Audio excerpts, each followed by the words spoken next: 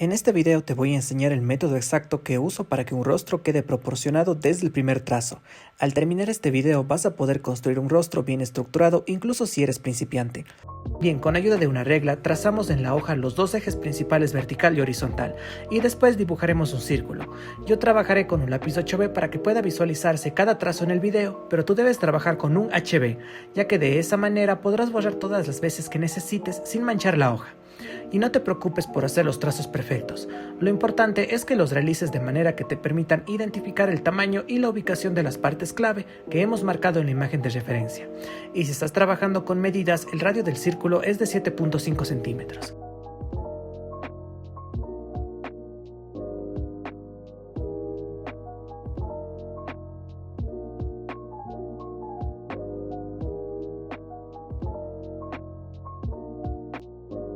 Ahora vamos a trazar 4 líneas horizontales que nos ayudarán a ubicar la oreja, nariz, hocico y piernas. Recuerda que la línea horizontal principal que trazamos al principio nos servirá para ubicar los ojos.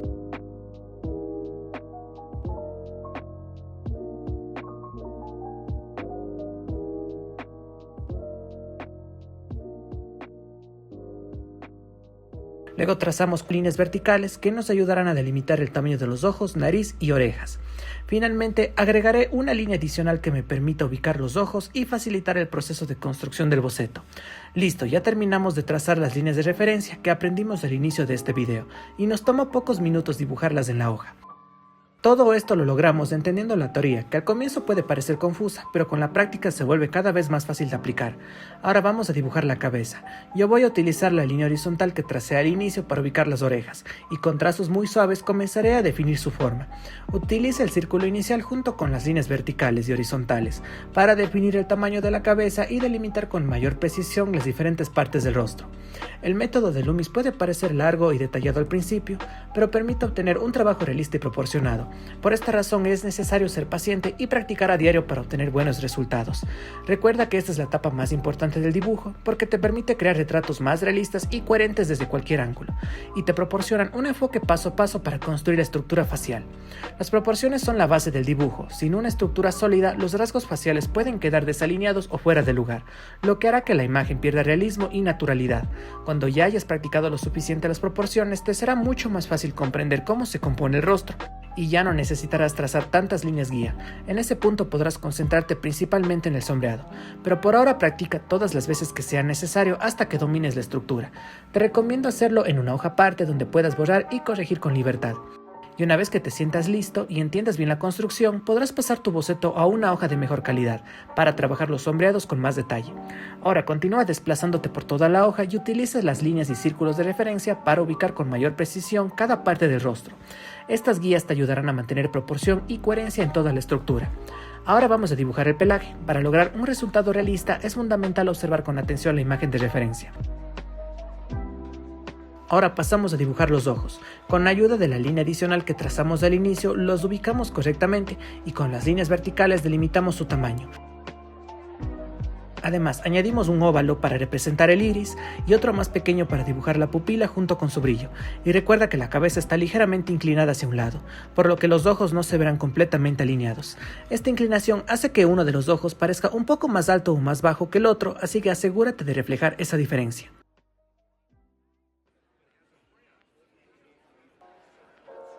Luego nos ubicamos en la siguiente línea horizontal que trazamos al inicio de la clase y comenzamos a dibujar el hocico. Usando la línea de referencia, sigue su forma general. También apóyate en las líneas verticales para determinar hasta dónde se extiende y mantener una proporción adecuada.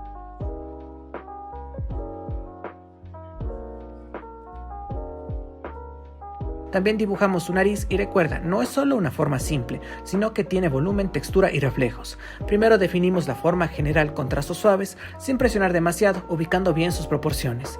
Luego comenzamos a trabajar los valores, identificamos las zonas más oscuras como las fosas nasales y las áreas más claras donde la luz refleja. Ahora vamos a pintar el pelaje del gato. En esta etapa inicial nos vamos a enfocar únicamente en las zonas más oscuras, ya que estas serán la base que nos ayudarán a construir el volumen y la profundidad del dibujo. Para ello vamos a trabajar con un tono negro, pero aplicado con control. No se trata de rellenar sin pensar, sino de construir poco a poco. Como siempre, debemos guiarnos cuidadosamente con la imagen de referencia, ya que ahí podemos identificar exactamente dónde están las sombras más profundas, cómo se distribuyen y qué forma tienen. Es muy importante recordar lo que ya hemos practicado antes, seguir el movimiento y la dirección del pelaje. Cada trazo que hagas debe tener intención y respetar ese flujo natural del pelo. En esta fase realiza trazos suaves y ligeros sin presionar demasiado. La idea no es terminar el pelaje de una vez, sino crear una capa base que nos sirva como guía. Esta base te permitirá ubicar correctamente las zonas oscuras sin perder flexibilidad para corregir más adelante. A medida que avances, verás que no todo es igual de oscuro. Algunas áreas requieren más intensidad que otras, así que empieza a sugerir esas variaciones desde el inicio, pero siempre de forma sutil. Más adelante vamos a reforzar estas zonas utilizando capas progresivas. Ahí sí podrás aumentar la presión, intensificar los tonos y definir mejor los mechones, logrando un pelaje con más profundidad, contraste y realismo. El objetivo en este punto es sentar una base sólida y ordenada, sobre la cual podamos construir todos los detalles sin perder control del dibujo.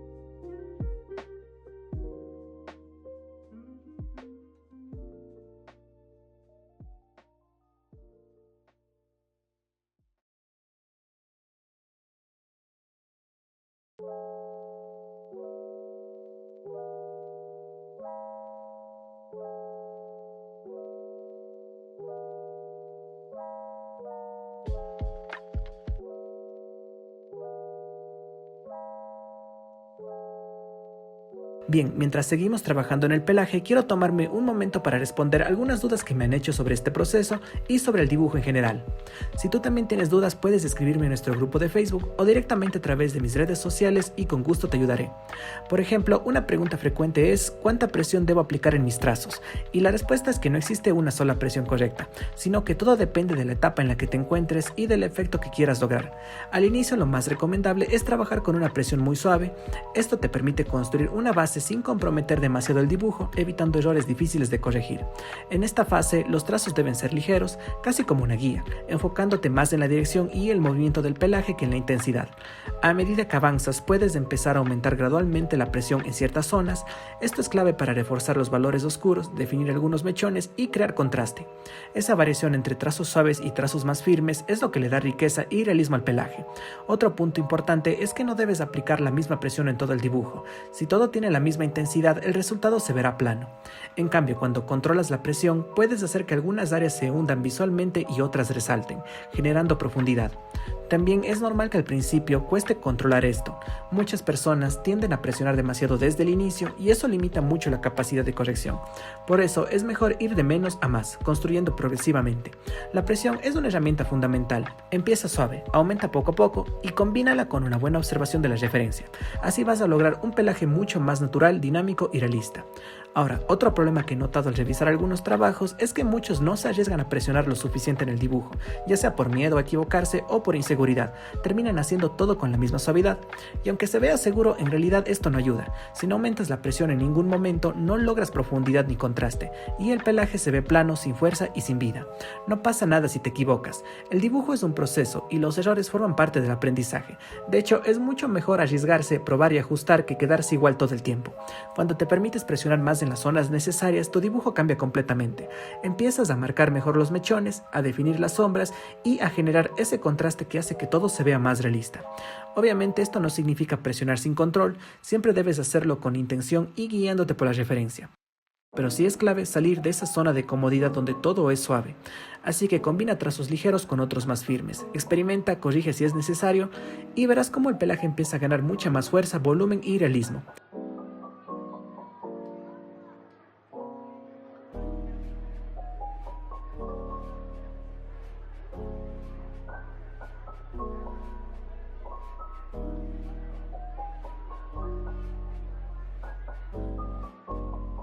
Ahora tomamos el marrón claro y comenzamos a trabajar el pelaje, siempre guiándonos por la referencia para determinar correctamente el movimiento y la dirección del pelo en cada zona. Este punto es clave porque no se trata solo de aplicar color, sino de construir la textura siguiendo la lógica natural del pelaje. A medida que aplicamos este tono, debemos hacerlo con trazos controlados, suaves y en la misma dirección del crecimiento del pelo. Esto permitirá que el resultado sea más orgánico y creíble. No estamos dibujando líneas al azar, sino simulando mechones de pelo que fluyen de una manera específica. Al mismo tiempo es muy importante combinar este marrón claro con el tono oscuro que aplicamos al principio de la clase. Esta integración no debe hacerse de forma brusca, sino progresiva, superponiendo capas y permitiendo que ambos tonos se mezclen visualmente. De esta manera evitamos cortes duros y logramos una transición mucho más natural. Gracias a este proceso el pelaje empieza a adquirir variación de tonos, lo cual es esencial para representar profundidad, volumen y realismo. Ningún pelaje real es de un solo color plano, siempre existen cambios sutiles de luz y sombra que debemos interpretar y trasladar al dibujo. A medida que seguimos trabajando y añadiendo capas, iremos viendo cómo el pelaje cobra vida con una textura más amplia y una apariencia mucho más tridimensional. La clave está en la paciencia, la observación constante y el control del trazo en cada etapa del proceso.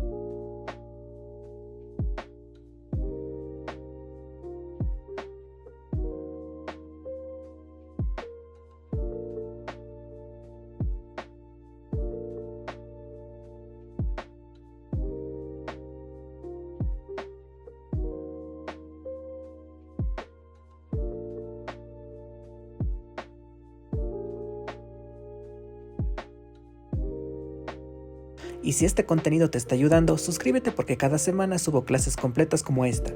Tu suscripción me ayuda a llegar a más personas que también quieren aprender dibujo realista. Y si te está sirviendo, regálame un like para que YouTube lo muestre a más estudiantes.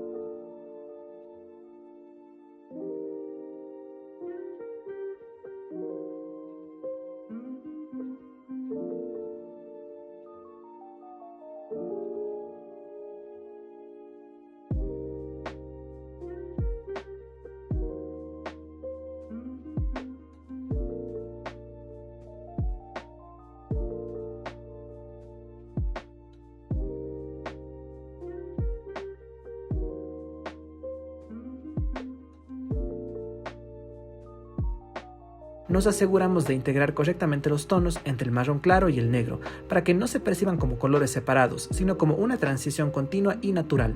La clave está en evitar cortes bruscos o cambios demasiado evidentes entre un tono y otro, ya que eso rompe completamente la ilusión de realismo en el pelaje. Siempre debemos buscar que la transición sea suave y progresiva, difuminando visualmente los tonos mediante la superposición de trazos.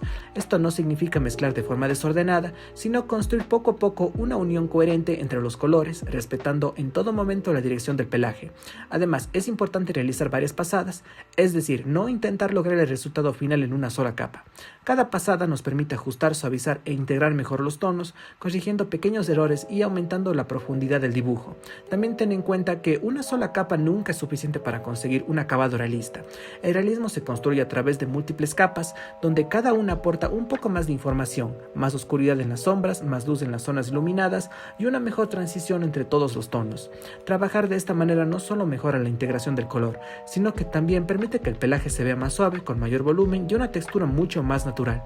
También recuerda no preocuparte demasiado por los colores específicos. Si no tienes exactamente un marrón claro, puedes sustituirlo por un tono similar que se acerque, como un beige, un ocre o incluso una mezcla que logre un valor parecido.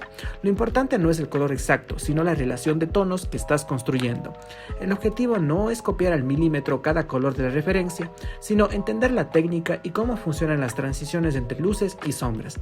Cuando comprendes esto, puedes adaptarte fácilmente a los materiales que tienes y aún así lograr un resultado realista. Muchas veces los principiantes se bloquean por no tener el color correcto, pero en realidad lo que hace que el dibujo funcione es el manejo de valores, la dirección del trazo y la forma en que integras los tonos entre sí. Si logras eso, el resultado se verá convincente incluso si los colores no son idénticos. Seguimos trabajando en el retrato del gato, pero antes de continuar con el pelaje vamos a enfocarnos en los ojos. Para comenzar tomamos un color verde oscuro y con muy poca presión empezamos a aplicarlo guiándonos siempre por la referencia.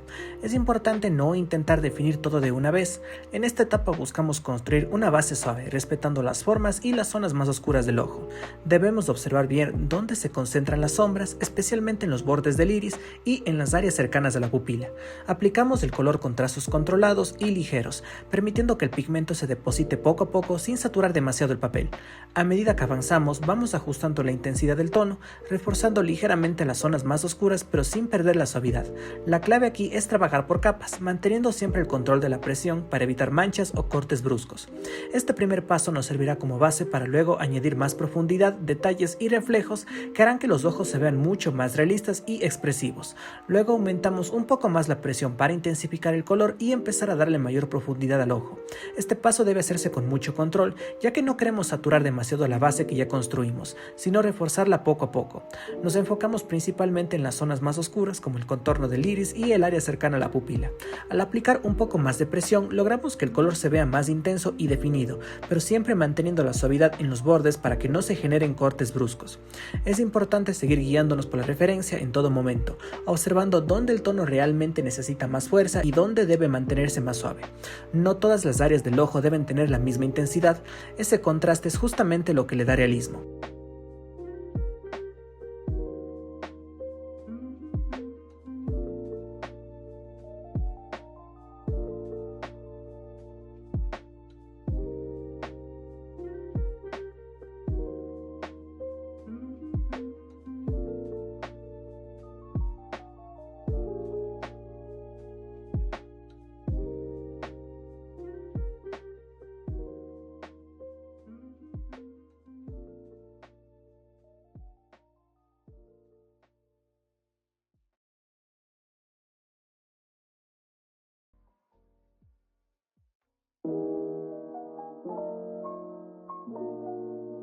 Bien, ahora quiero responder una pregunta muy frecuente sobre este tema. ¿Con qué color o tono debemos comenzar a pintar? En lo personal, yo prefiero empezar por los tonos más oscuros y luego ir integrando progresivamente los tonos más claros.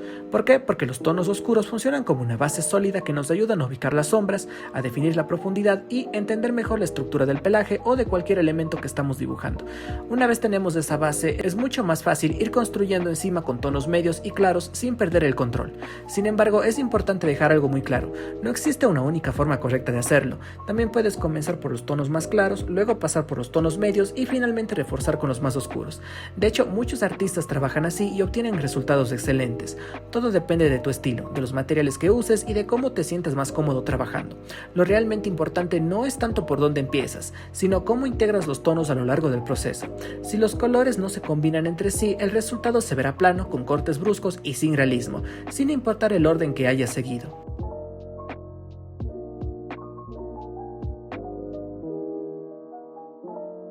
Por eso, más allá del punto de partida, debes enfocarte en trabajar por capas, aplicar los tonos de forma progresiva y, sobre todo, suavizar las transiciones. Cada color que agregues debe conectarse con el anterior, creando un flujo continuo en lugar de bloques separados. Además, es clave controlar la presión del lápiz o del material que estás usando. Una presión ligera te permitirá construir poco a poco, mezclar mejor los tonos y evitar errores difíciles de corregir. En cambio, si aplicas demasiada presión desde el inicio, puedes saturar el papel y perder la capacidad de seguir trabajando encima. Así que puedes empezar por donde prefieras, oscuros, claros o tonos medios, pero lo que realmente marca la diferencia es tu capacidad de integrar todos esos tonos de forma suave y progresiva. Ahí es donde se logra ese acabado realista que hace que tu dibujo destaque. Y si en algún momento te equivocas con el tono o aplicaste demasiado color, no pasa nada. Esto es completamente normal durante el proceso. En estos casos puedes utilizar un borrador para quitar ligeramente el pigmento. No se trata de borrar de forma agresiva, sino de hacerlo con suavidad, controlando la presión para aclarar la zona poco a poco sin dañar el papel. De esta manera puedes recuperar luces, corregir excesos de color o incluso redefinir algunas áreas. Y también con el borrador puedes crear transiciones más suaves, generar reflejos o dar textura, especialmente en zonas como el pelaje o los ojos. Al final, el dibujo realista no se trata de hacerlo perfecto desde el inicio, sino de ir ajustando, corrigiendo y refinando poco a poco hasta lograr el resultado que buscas.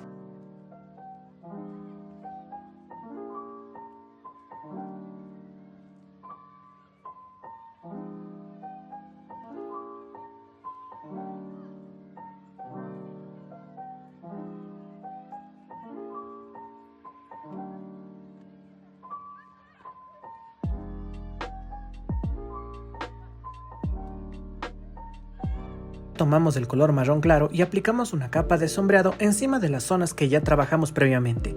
Este paso es fundamental porque no se trata solo de oscurecer, sino de integrar y unificar todos los tonos que hemos construido. Cuando trabajamos por capas, es normal que al inicio los colores o valores se vean algo separados. Esto pasa porque cada área se desarrolla de forma individual. Al aplicar este tono marrón claro, logramos que esas transiciones se vuelvan mucho más suaves y naturales. ¿Por qué hacemos esto exactamente? Para fusionar los tonos entre sí, eliminando contrastes bruscos y creando una apariencia más coherente en el pelaje. Este proceso ayuda a que el dibujo deje de verse rígido o artificial y empiece a tener ese acabado más orgánico y realista. Además, esta capa de sombreado nos permite suavizar texturas no deseadas que pueden haber quedado de trazos anteriores. En lugar de borrar o corregir directamente, usamos el color para fundir esas marcas, logrando una superficie más uniforme sin perder detalle. En el caso del pelaje este paso es clave. El marrón claro actúa como un puente entre luces y sombras, haciendo que el pelo se perciba más integrado, con profundidad y continuidad. Gracias a esto el resultado final se ve mucho más natural, evitando ese efecto plano o fragmentado que suele aparecer cuando los tonos no están bien conectados.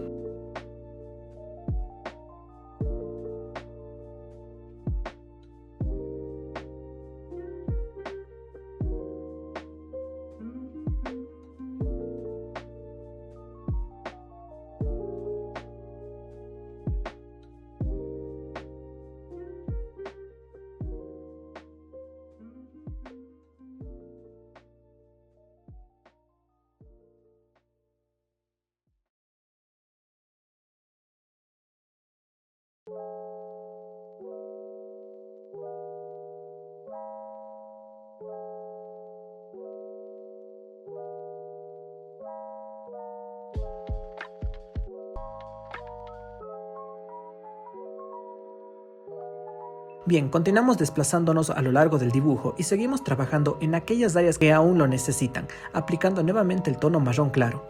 En este punto el objetivo ya no es construir desde cero, sino reforzar y unificar las zonas donde los tonos todavía se ven separados o poco integrados.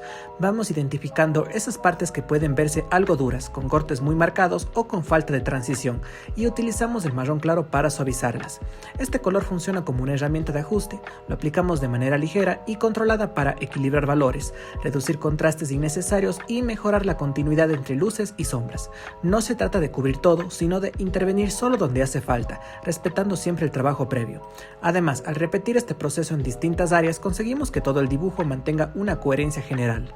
El pelaje, por ejemplo, empieza a verse más fluido, con una transición más natural entre mechones, evitando ese efecto rígido o fragmentado que aparece cuando cada zona se sienta aislada.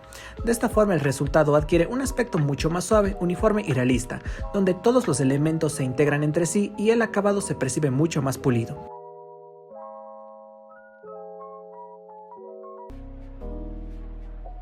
Ahora, también es importante que tengas en cuenta lo siguiente: solo superponemos esta capa de marrón claro una vez que ya hemos aplicado correctamente las capas base que construyen la forma del pelaje y definen la dirección, el volumen y la estructura.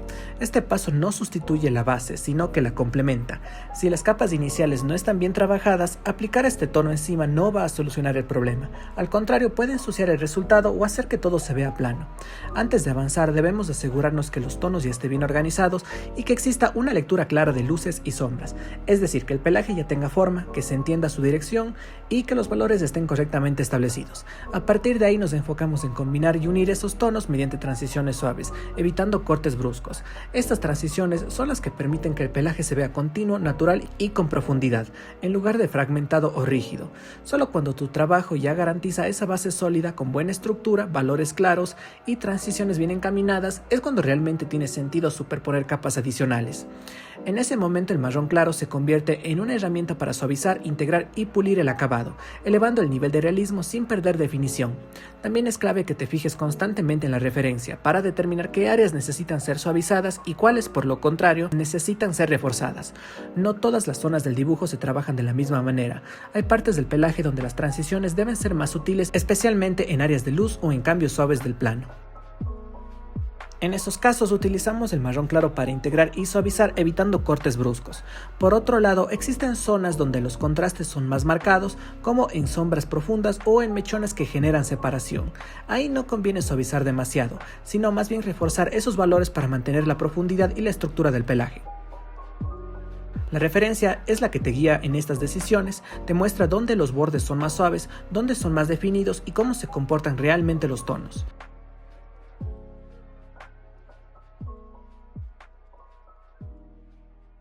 Bien, continuamos suavizando el pelaje y para eso vamos a utilizar la pintura de color blanco. Como siempre, este tono no solo nos ayuda a combinar e integrar los tonos, sino que también nos permite suavizar aún más las transiciones y aportar luminosidad en ciertas zonas. Gracias a esto el pelaje empieza a verse más delicado, más natural y con un acabado mucho más pulido. De esta manera podemos reducir la dureza de los trazos, unificar áreas que aún se ven separadas y mejorar la continuidad entre luces y sombras. El blanco actúa como un ajuste fino que eleva la calidad del resultado. Es muy importante que mientras haces esto te asegures de mantener transiciones suaves y progresivas, evitando cortes bruscos que rompan la ilusión del realismo. Trabaja siempre con control, aplicando poca presión y construyendo poco a poco. Y sobre todo, hazlo observando constantemente la referencia, ya que ahí encontrarás la guía para saber dónde suavizar, dónde mantener contraste y cómo lograr un acabado equilibrado y natural. Y en caso de que encuentres zonas con textura demasiado marcada o irregular, utiliza este mismo proceso para suavizar estos texturizados. La idea es que no se vean trazos duros o acumulaciones de pigmento que rompan la continuidad.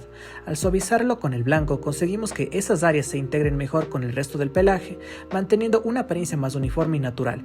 De esta manera el acabado se vuelve más limpio y controlado, evitando distracciones visuales y logrando que todo el dibujo fluya mejor. Este color es muy efectivo para obtener zonas de luz y resaltar detalles. Gracias a su capacidad para aclarar, nos permite recuperar brillo, reforzar iluminaciones y dar ese toque final que hace que el dibujo se vea más vivo y realista. Por eso es una herramienta clave en las últimas etapas del proceso. En conjunto con el borrador podemos lograr aún más control. El borrador nos ayuda a levantar pigmento y recuperar luces más intensas, mientras que el blanco nos permite suavizar, integrar y pulir esas zonas para que no se vean cortadas o artificiales. Usando ambos de forma estratégica, podemos ajustar luces, mejorar transiciones y darle al dibujo un acabado mucho más limpio, equilibrado y profesional.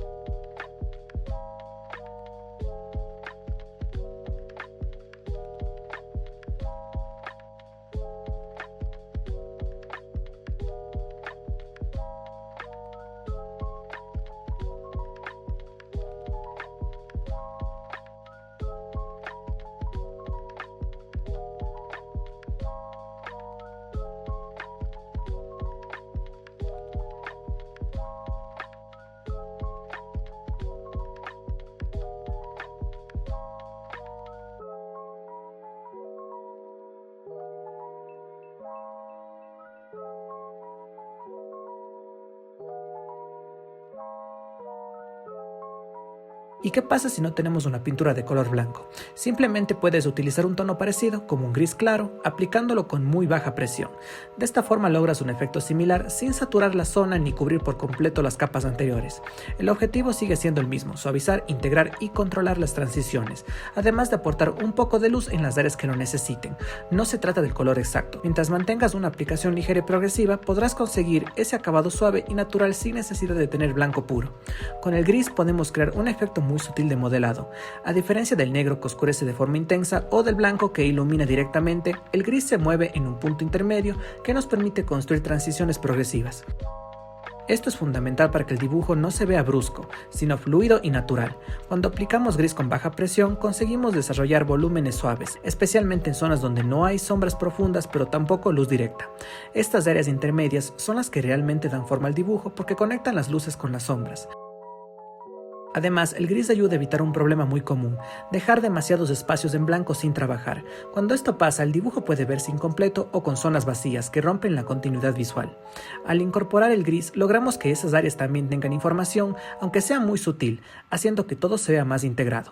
Esto no significa llenar todo de gris, sino usarlo estratégicamente para unificar zonas claras sin perder la luz, crear profundidad sin oscurecer demasiado, suavizar transiciones entre distintos tonos y eliminar cortes bruscos en el sombreado. De esta forma el dibujo deja de depender únicamente del blanco del papel y empieza a tener una gama más amplia de valores. El resultado es mucho más sólido, con una sensación de volumen más realista y una transición mucho más natural entre todas las áreas. Y en conjunto con el color blanco también podemos trabajar sobre las áreas grises para suavizarlas aún más y perfeccionar las transiciones. El gris nos ayuda a construir esos tonos intermedios y dar volumen, pero el blanco es el que termina de pulir el resultado. Al combinarlos conseguimos que las transiciones sean mucho más delicadas. Es importante aplicar el blanco con suavidad sobre el gris, de manera progresiva, para integrar ambos tonos sin eliminar completamente el trabajo previo. Así logramos una superficie más uniforme, con un acabado mucho más limpio y realista. No olvides hacerlo siguiendo la dirección del pelaje. Este detalle es clave, ya que no solo suavizas, sino que también respetas la estructura y el flujo natural del pelo. De esta forma, el resultado no solo se ve suave, sino también coherente y con mayor sensación de realismo. Al trabajar así conseguimos un pelaje más fluido, con mejores transiciones y un acabado mucho más profesional.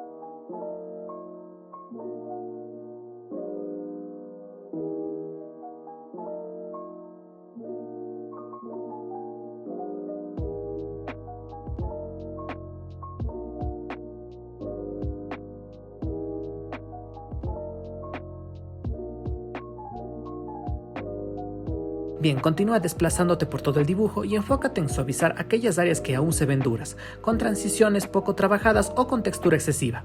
Este proceso puede tomar un poco de tiempo, pero es completamente necesario. A medida que avanzas, ve analizando cada zona, se ven cortes bruscos, hay partes que llaman demasiado la atención por estar muy marcadas o falta integración entre tonos. En esas áreas es donde debes intervenir usando tonos claros como blanco o gris para suavizar, o incluso aplicando tonos de intermedio si hace falta. Lo importante es no hacerlo de forma automática, sino con intención, siempre comparando con la referencia.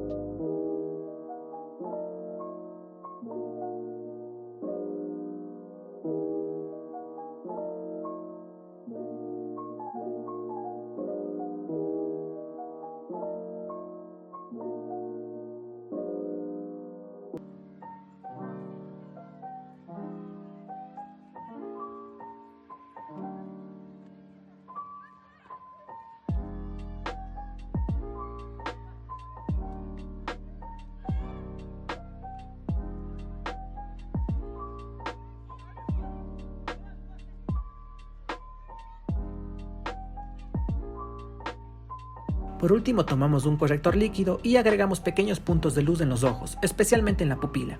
Este detalle permite aumentar el brillo y la expresividad de la mirada. Es lo que hace que los ojos se vean húmedos, realistas y con esa sensación de profundidad que los vuelve el punto focal del retrato. Es importante aplicar estos puntos con precisión y en la posición correcta, guiándote siempre por la referencia. Un punto mal ubicado puede afectar la dirección de la mirada o hacer que el ojo se vea poco natural. Y con eso hemos finalizado el retrato. Como puedes ver, es un proceso que combina construcción, suavidad suavizado, corrección y detalles finales. Si aprendiste algo nuevo hoy, suscríbete y apóyame con un like, eso me ayuda muchísimo a seguir enseñando. Y date una vuelta por el canal, tengo más videos que te van a servir para seguir mejorando.